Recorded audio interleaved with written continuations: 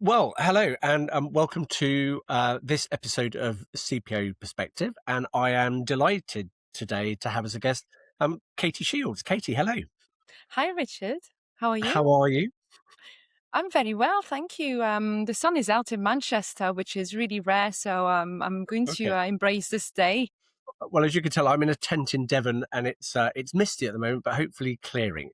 Anyway, look, perhaps you'd like to start and introduce yourself. Tell us a little bit about what you do. Sure. So I'm Katy Shields. So I'm the head of Indirect Procurement at Debenhams Group, which I've joined a couple of months ago. You'll recognize from my accent that I'm half French and half British. So English is not really my first language. I've been born and bred in Paris, in a little village, where I was living and breathing two cultures. And I was probably one of the only kid in France watching Coronation Street every evenings, as opposed to my classmates that would watch just French TV. So then that was a bit of like my upbringing in living in two different And that's where cultures. you've now ended up back in Manchester, obviously. I'm now back in the roots where it all started, There but you it's still go. happening here actually. But yeah, so it was an interest. It was an interesting upbringing where you have some two influences. And so then 11 years ago, I left France because I wanted to be closer to my roots. Mhm. So I moved to London, to the UK. And then from there, I moved to I lived in sort of, yeah, 5 countries ever since. Right.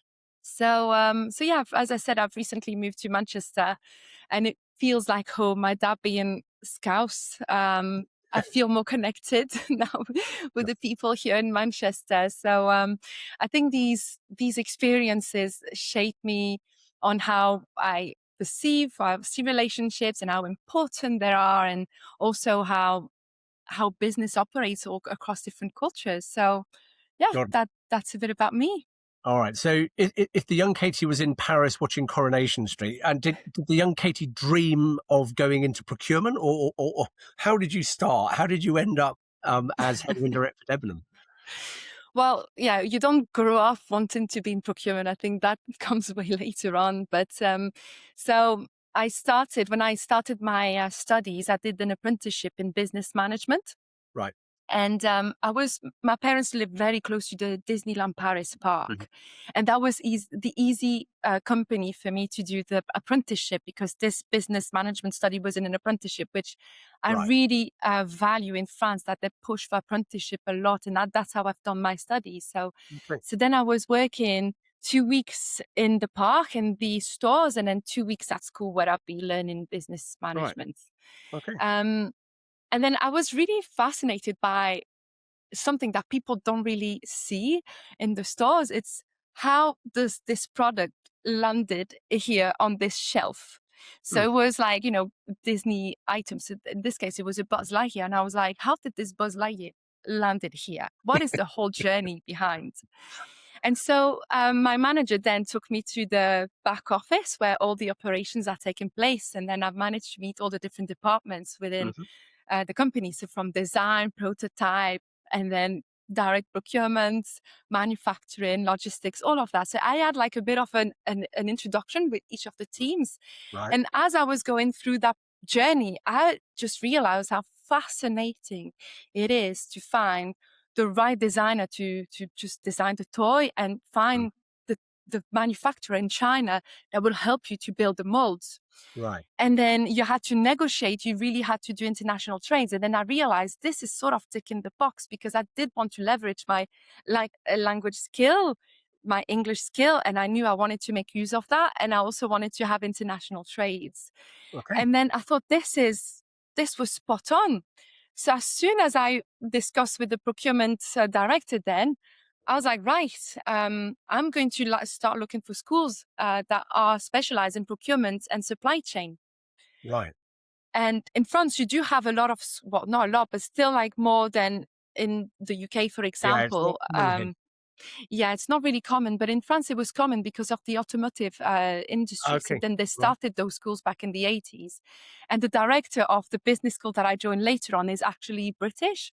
So then Okay. I entered and I did my master's degrees in supply chain and procurement. So from Oh, my Disney apprenticeship then moved to finance and banking. So I went from Buzz Lightyear to Thomson Reuters and Oh, Standards my and goodness. Poor's.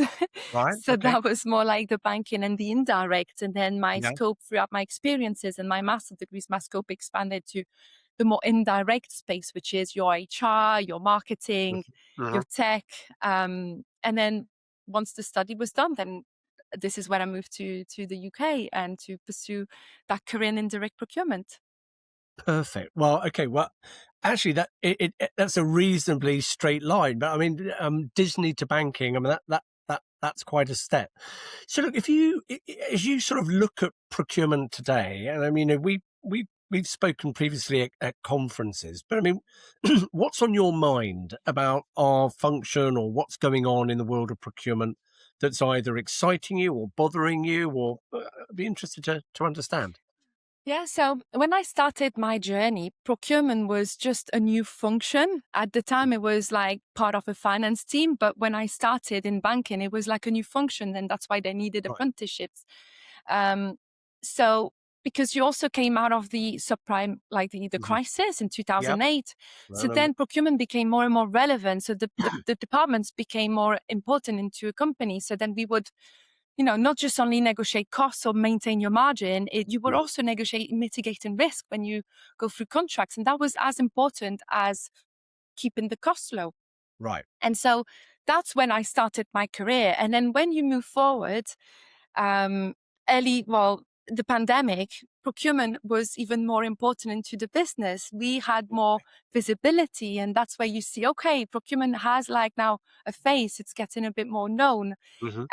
And being part of that journey and really selling it procurement across the business is something that thrives me, because when you get the buy-in, when you get those relationships that you build, this is where I feel like procurement has its real value here, and people are starting to see it more and more. So yeah, so that's the evolution is there. So you don't really get bored, and now you're going more from like tactical, and with AI, your function Yep. becomes more strategic. So and I'm talking also to peers, and I know that now AI and buying these LLMs to bring like a better user experience to sort of Mhm. cover your tactical projects. Yeah, yeah. So you will cover more and more topics. So then your footprint is bigger, but then your role is to build the partnerships. Your role is to, well, actually, your competitive advantage will not only be how you negotiate, it will be how you build those partnerships within the business, Right. but also with your suppliers. And this is what excites me. And the conference I participated in was all about the partnerships that I build with the business and how I work very closely with the business. I want to understand what is in their heads, what is Mhm. their goals, what are the issues. And then when you speak to suppliers, then you really can find what is the perfect solution or the best fit, Yeah, yeah. or maybe see a longer term on what could be good for the business. So then you Yeah, yeah. bring the supplier on your side Mhm. and really sort of bring more value to the table. So it's just an involving function, and I'm pretty excited about what's coming, especially now that I took on this new role at Debenhams, where we're still back in 2010s, where Okay. I am now, and I'm trying to sort of build that strategic vision, that partnership. We Right. need our suppliers to help us build the foundation and scale. Um, so yeah, I think it's just it's a constant evolving function. Got it. And I'm interested because in that description, you talked a lot about relationship and about delivering value to the business and talking about what's coming. Um, and then you talked about AI, and I'm interested. What's your perspective on how you, I suppose, maintain that those soft skills and that relationship building at the same time as trying to leverage technology?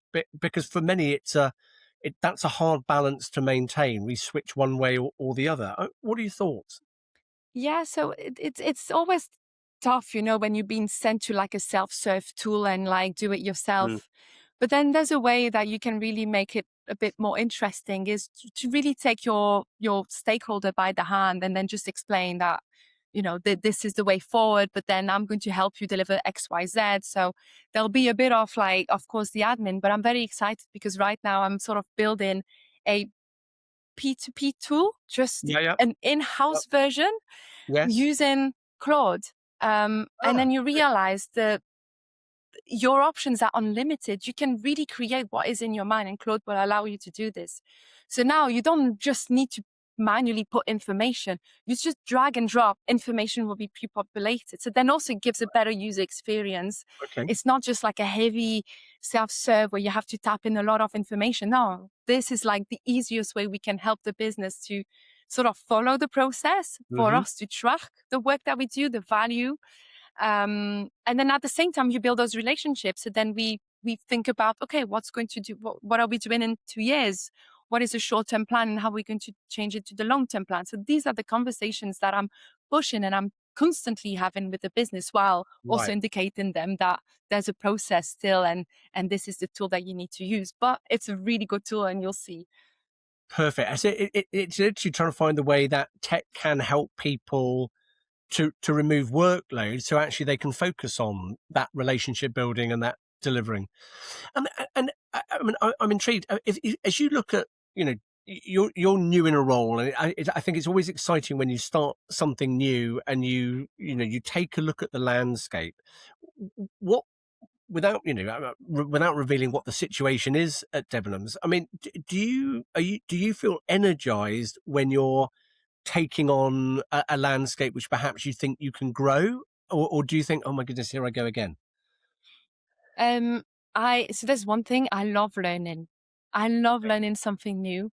And the reason why I took this role is the whole retail scope that I was always fascinated about, but never From really Disney, yeah. joined. Yeah, well, there was like Disney, but then I got interested into luxury retail, Yeah. fashion, and I just wanted to get to know more about the backstage of it. So then this opportunity came, and then I took it because that is something that will give me the learning that I need in order to really fulfill the ambition that I have.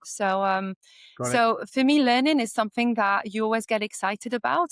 If I would have just continued or doing the same thing, I don't think I'll be as excited. So I think, when you leave your comfort zone, it's tough. But once you're out, then you really see what is there in front of you in your Right. alleyway, and you learn on the way. Fantastic. And I think, if the mindset is that it is a learning experience, it really doesn't matter what the situation is. It's going to be fun. Uh, So look, It is going to be fun. I'm intrigued. I mean, as you've had from as you say, a journey from watching Coronation Street to now working in Manchester in the town of your childhood dreams. I suppose, as you look now at, young people who are coming into our profession, maybe, and starting from, as you say, in the UK we don't have a tradition of education in procurement. What would be your advice to someone who was stepping into procurement for the first time? What would you say to them? Um, my advice would be build the relationship. Try to understand what the business needs, how the company runs, how the operations are running, because anyhow will be part of whatever tool Right. or resources that this company needs to run.